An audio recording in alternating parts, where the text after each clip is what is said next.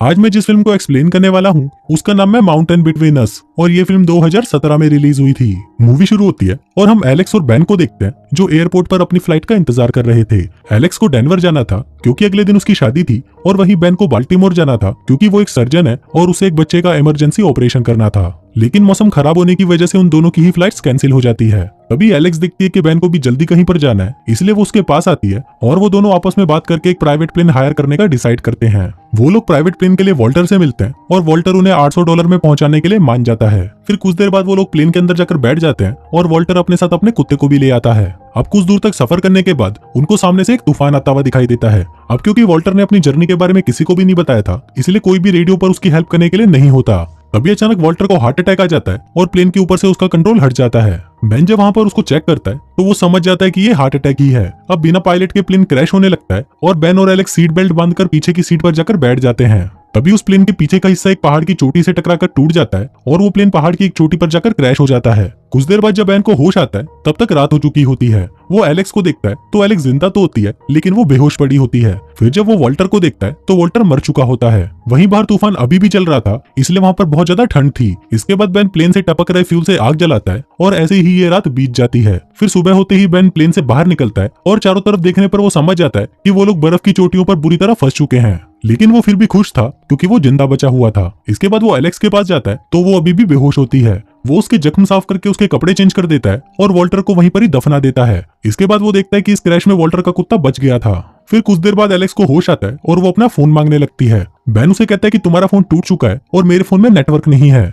हम बहुत ऊंचाई पर हैं, वॉल्टर भी मर चुका है और मैंने उसे दफना दिया है। फिर अगली सुबह जब बेन बाहर होता है तो वो वहां से जाते हुए एक प्लेन को देखता है, लेकिन जब तक वो मदद के लिए फ्लेयर गन चलाता वो प्लेन वहां से काफी दूर जा चुका था। दूसरी तरफ एलेक्स बहुत ज्यादा परेशान हो रही थी और सोच रही थी कि उसका होने वाला हस्बैंड उसके बारे में सोचकर परेशान हो रहा होगा, क्योंकि किसी को भी नहीं पता था कि वो दोनों प्राइवेट प्लेन से आ रहे हैं। अब ऐसे ही 3 दिन बीत जाते हैं और अब उनके पास ज्यादा खाना भी नहीं बचा था, इसलिए एलेक्स कहती है कि हमें यहाँ से चलना चाहिए। बेन कहता है कि हमें यहीं रुकना चाहिए क्योंकि तुम्हारे जख्म की वजह से तुम ज्यादा चल नहीं पाओगी। इसके बाद बेन एक पहाड़ी पर जाकर चेक करने लगता है कि आसपास कोई बस्ती तो नहीं है, लेकिन उसे दूर दूर तक वहां पर कुछ नहीं मिलता। दूसरी तरफ एलेक्स बेन का सामान चेक करने लगती है और उसे वहां पर एक लड़की की फोटो और एक ऑडियो रिकॉर्डिंग मिलती है। वहीं वापस आते वक्त बेन पहाड़ी से फिसल जाता है और नीचे गिरते गिरते बचता है। कुछ देर बाद एलेक्स के पास एक तेंदुआ आता है और वो उस कुत्ते को जख्मी कर देता है। इसके बाद वो एलेक्स के ऊपर भी अटैक करने लगता है, लेकिन तभी वो उसके ऊपर एक फ्लेयर गन से शूट कर देती है और वो वहां से भाग जाता है। कुछ देर बाद बेन वापस आता है और उस कुत्ते को पट्टी बांधता है। फिर जब वो वहां से बाहर निकलता है तो वो देखता है कि वहां पर वो तेंदुआ मरा पड़ा था। अब इन लोगों के खाने का इंतजाम तो हो गया था,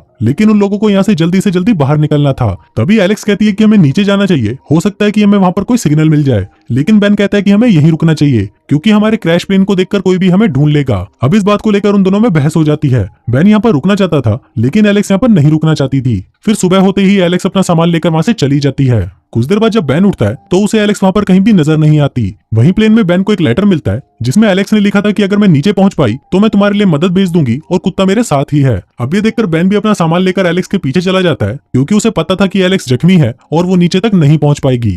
कुछ देर बाद उसे एलेक्स मिल जाती है और वो उसे कहता है कि मैं बहुत खुश हूं कि तुम मुझे मिल गई, नहीं तो मैं खुद को कभी भी माफ नहीं कर पाता।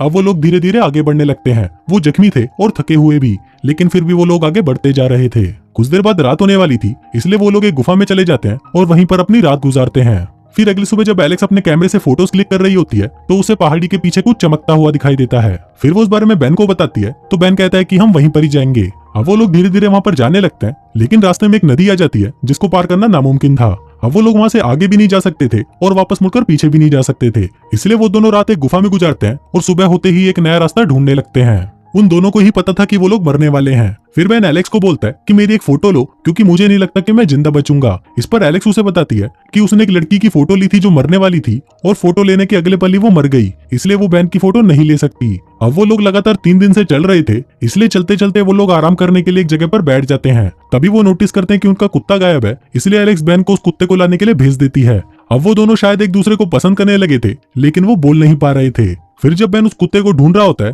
तो उसे वहां पर एक घर दिखाई देता है। वो भागकर उस घर के अंदर जाता है और देखता है कि वो घर खाली था। दूसरी तरफ एलेक्स देखती है कि वो एक जमी हुई झील पर बैठी थी जिसकी सतह अब टूट रही थी। वहीं बेन भी ये सब देख रहा था और जब तक वो एलेक्स के पास पहुंचता, एलेक्स उस बर्फीली झील में गिर जाती है। बेन जल्दी से उसे बाहर निकालता है और उसे उस खाली घर में ले जाता है। एलेक्स जिंदा तो थी, लेकिन उसके शरीर में पानी की कमी होने की वजह से वो बेहोश हो गई थी।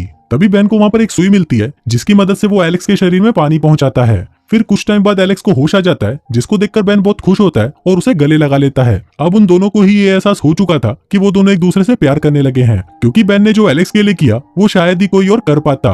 वो चाहता तो उसे छोड़कर भी जा सकता था, लेकिन उसने उसकी मदद की और उसकी जान बचाई। उस घर के अंदर से उन्हें सूप के 2 डिब्बे मिलते हैं, जिससे उन लोगों के खाने का इंतजाम हो गया था। फिर अगले दिन जब बेन लकड़ियां लेने के लिए बाहर जाता है तो एलेक्स वापस उसका सामान देखने लग जाती है, लेकिन इस बार बेन उसे ऐसा करते हुए देख लेता है और उस पर गुस्सा करने लगता है। यहाँ पर एलेक्स उसे बताती है कि हो सकता है कि हम दोनों साथ मरें और मैं तुम्हें जानती तक नहीं। बेन उसे कहता है कि तुम मुझे जानना चाहती हो तो सुनो, अभी तुमने जो वॉइस मैसेज सुना था वो मैंने पिछले 2 सालों से नहीं सुना। वो मेरी वाइफ की वॉइस है जो मुझे छोड़कर चली गई। अब ये बोलकर वो वहां से जाने लगता है, लेकिन तभी एलेक्स उसे रोक लेती है और उसे गले लगा लेती है, जिसके बाद वो दोनों पूरी रात घचाघच करते हैं। फिर अगली सुबह एलेक्स बेन को कहती है कि तुम्हें अकेले ही नीचे जाकर मदद लानी चाहिए, क्योंकि अगर मैं भी तुम्हारे साथ जाऊंगी तो हम लोग ज्यादा चल नहीं पाएंगे। लेकिन बेन उसे मना कर देता है और बोलता है कि मैं तुम्हें अकेला छोड़कर नहीं जा सकता, लेकिन एलेक्स उसे फोर्स करने लगती है, जिस पर बेन मान जाता है। फिर अगली सुबह बेन एलेक्स को अकेला छोड़कर मदद लाने के लिए निकल जाता है, लेकिन कुछ ही दूर जाने के बाद बेन का मन नहीं मानता और वो उसे अकेला छोड़कर नहीं जाना चाहता था, इसलिए वो वापस आता है और उसे लेकर निकल पड़ता है।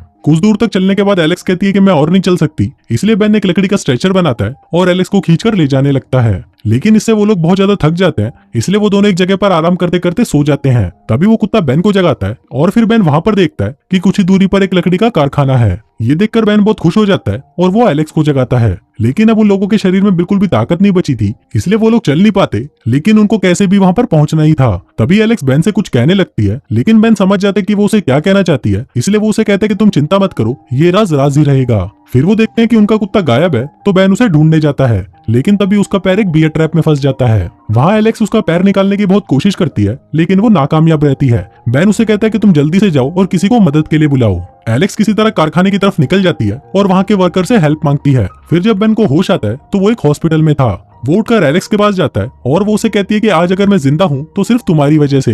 अब वो दोनों बातें कर ही रहे होते हैं, तभी वहाँ पर एलेक्स का होने वाला हस्बैंड मार्क आता है और वो बेन को एलेक्स को बचाने के लिए थैंक यू बोलता है। अब वो दोनों ही समझ चुके थे कि अब उनके अलग होने का वक्त आ चुका है। अब कुछ दिन बीत जाते हैं और बेन वापस अपनी जॉब में बिजी हो जाता है और वहीं एलेक्स भी मार्क के साथ रहने लग जाती है, लेकिन अभी भी वो दोनों एक दूसरे को मिस कर रहे थे और चाहकर भी एक दूसरे को भुला नहीं पा रहे थे। एलेक्स बेन को कॉल भी करती है, लेकिन वो फोन नहीं उठाता। फिर एक दिन एलेक्स कुछ फोटोज बेन को भेजती है जो उसने तब खींची थी जब वो दोनों साथ में थे। अब बेन को भी ये फोटोज देखकर एलेक्स की याद आने लगती है और वो उसे फोन करके मिलने के लिए बुलाता है। फिर वो दोनों एक कैफे में मिलते हैं, जहाँ पर एलेक्स को पता चलता है कि बेन अब ऑपरेशन नहीं कर सकता क्योंकि ठंड की वजह से उसकी उंगलियां अब अच्छे से काम नहीं करती। और वहीं एलिस बताती है कि उसने भी अभी तक शादी नहीं की। वो कहती है कि मार्क एक बहुत अच्छा आदमी है, लेकिन मैं उससे शादी नहीं कर पाई। वो कहती है कि उस पहाड़ पर ही मुझे तुमसे प्यार हो गया था और मैंने खुद को बहुत रोका, पर मैं नहीं रोक पाई। इसके बाद वो दोनों एक दूसरे को गले लगाकर वहां से जाने लगते हैं, पर कुछ ही दूर जाने के बाद उन्हें एहसास होता है कि वो दोनों एक दूसरे के बिना नहीं रह पाएंगे, इसलिए वो दोनों दौड़कर एक दूसरे के पास आते हैं और गले लग जाते हैं। और इसी के साथ ही ये फिल्म यहीं खत्म हो जाती है।